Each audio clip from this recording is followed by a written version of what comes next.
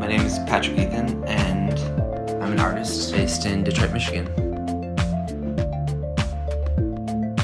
I typically work with light and systems that move and change. And the whole point of it is to make artwork which is mesmerizing, hypnotizing, and meditative.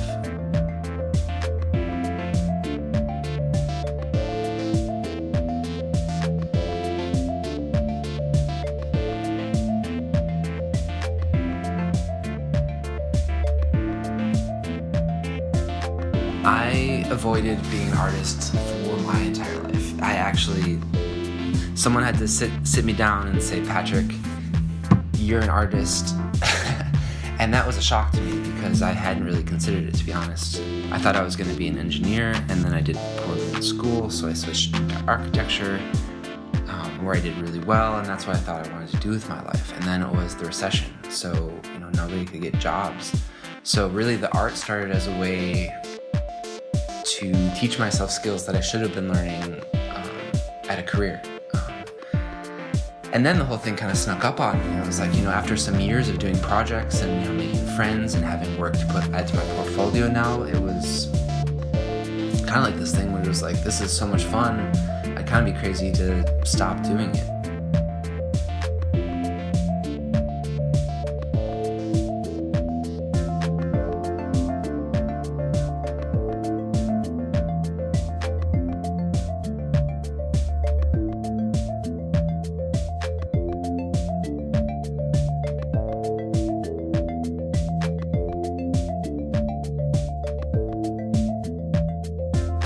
It's the type of thing you have to see to believe, because a lot of people, take a look at the front of the pieces and think, oh, it's a computer, it's a screen, it's, some digital thing, which cheapens it in a way now because digital technology is so widespread.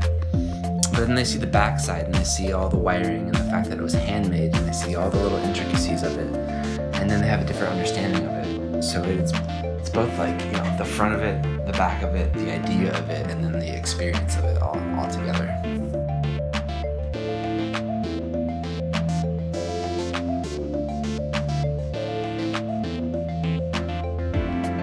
I would also describe my art as, it's like making an instrument. There's a relationship between hardware, which, let's use a guitar for example, is the strings and the frets. So because it's a guitar, it's always going to sound like a guitar, more or less, because of the vibration of the strings.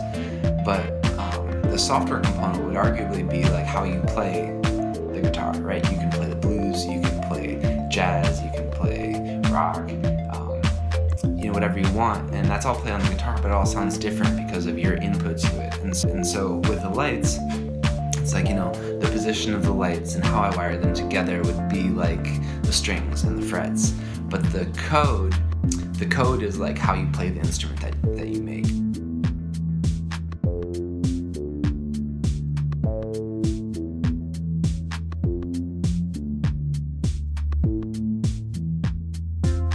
A lot of the process is just helping me think.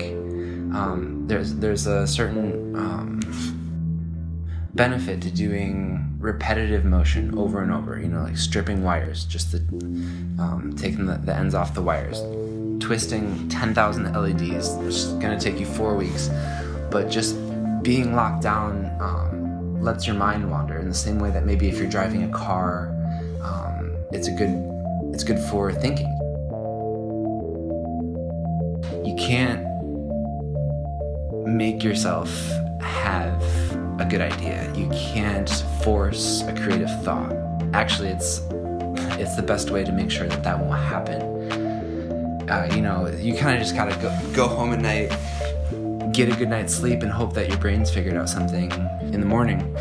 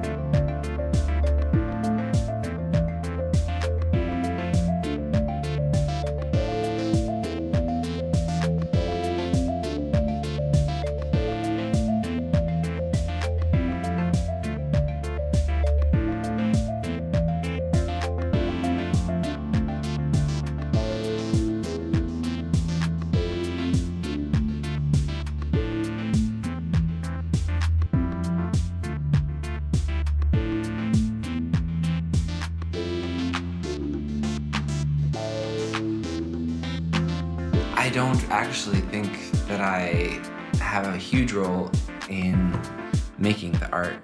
It's almost like I'm a medium for these ideas to kind of move through me.